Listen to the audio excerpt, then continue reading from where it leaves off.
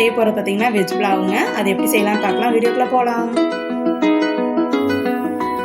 Veg pulao செய்கிறதுக்கு பார்த்தீங்கன்னா நான் வந்து 2 ஸ்பூன் எண்ணெய் ஊற்றிக்கிறேன். இதில் 1 ஸ்பூன் வந்து நெய் சேர்த்திக்கிறேங்க.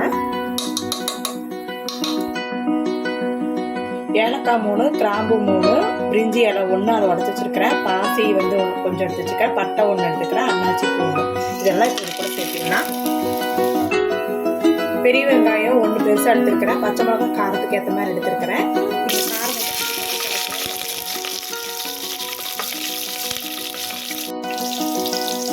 தக்காளி 2 பழம் 4 பழம் எடுத்துருக்கிறேன். அதையும் இது கூட சேர்த்திடலாம்.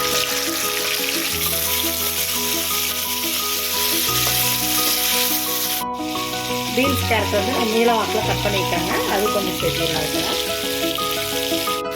எல்லாத்தையும் வதக்கிட்டேன்.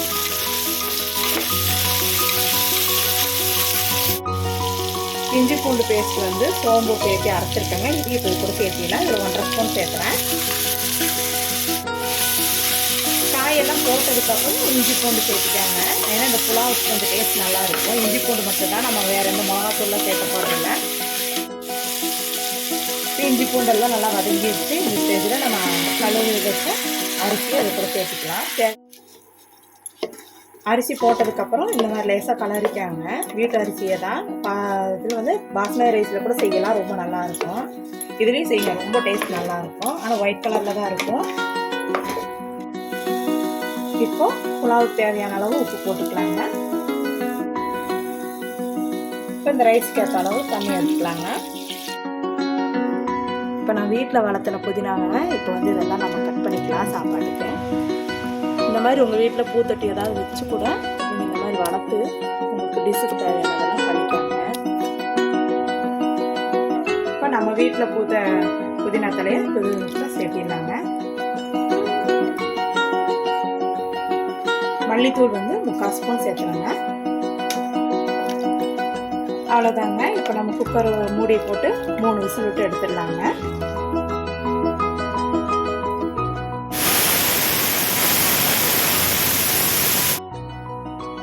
இப்போ விசிலெல்லாம் இதாகிடுச்சுங்க. இந்த ஸ்டேஜில் நம்ம மூடியெல்லாம் ஓப்பன் பண்ணிடலாம்.